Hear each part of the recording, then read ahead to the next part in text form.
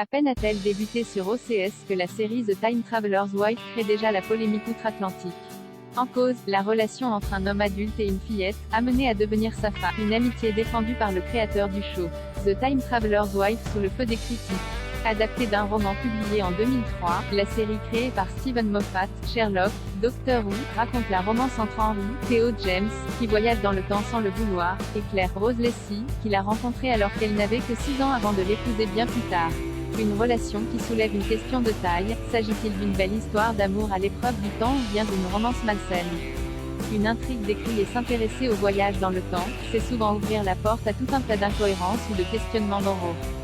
Dans le cas de The Time Traveler's Wife, plusieurs critiques ont souligné le fait que voir un trentenaire rendre régulièrement visite à une enfant puis une adolescente qu'il sait être sa future compagne est problématique. Un homme de plus de 30 ans qui élève pratiquement sa future femme, dès l'âge de 6 ans, pour en faire sa partenaire idéale, a des connotations encore plus gênantes aujourd'hui qu'en 2003, peut-on ainsi lire dans le Time.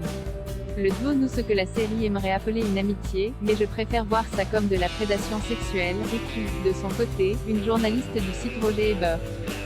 Le San Francisco Chronicle va même plus loin en déclarant « Le sentiment d'exploitation omniprésent de cette série culmine dans la représentation effrayante de la relation entre Henry, adulte, et Claire, enfant. Henry remonte dans le temps pour se lier d'amitié avec la jeune fille et, selon toute apparence, la forcer à tomber amoureuse de lui. Cette prémisse était dégoûtante en 2003 lorsque Niffenegger a écrit le livre.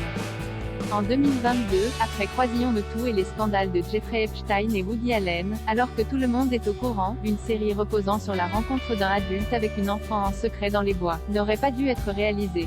Qui a conditionné qui? Notons que le terme grooming, que l'on peut traduire par prédation sexuelle, en français, soit quand un adulte se lie d'amitié avec un enfant et gagne sa confiance dans le but d'avoir une relation sexuelle, est utilisé par les personnages eux-mêmes. Mais la série présente la situation plutôt comme un conditionnement à l'amour qu'un conditionnement sexuel. En effet, quand, à 18 ans, Claire cherche à avoir une relation sexuelle avec un Henry âgé de 41 ans, celui-ci commence par refuser, réalisant qu'il a quasiment éduqué sa future épouse, la conditionnant à l'aimer. Mais cette dernière répond qu'il s'agit du contraire, que c'est elle qui a conditionné Henry à être l'homme de ses rêves. La réponse du créateur de la série interrogé par TV Line à propos de ces accusations de prédation, Steven Moffat, qui est un grand fan du roman d'Audrey Niffenegger dont il reprend la trame et qu'il considère comme parfait, a répondu « Ce n'est pas ce qui se passe dans le livre, le film ou la série. Il est marié avec elle. Il la rencontre à l'âge adulte, il tombe amoureux d'elle, il se marie avec elle, puis il est projeté dans le passé, sans que ce soit de sa faute, et il est confronté à la version enfantine de la femme qu'il aime déjà. Plus encore dans la version série, il lui fait clairement comprendre qu'il n'est qu'un ami, et d'ajouter que la version âgée de Henry qui rend visite Claire est un homme responsable qui a donc des règles très strictes à propos de leurs échanges. Puis de conclure, si l'un des deux a changé l'autre, c'est Claire qui a changé Henry. Claire est exactement la même personne quand elle était petite fille que lorsqu'on la voit à 70 ans. Henry coule autour de Claire comme une rivière autour d'un rocher.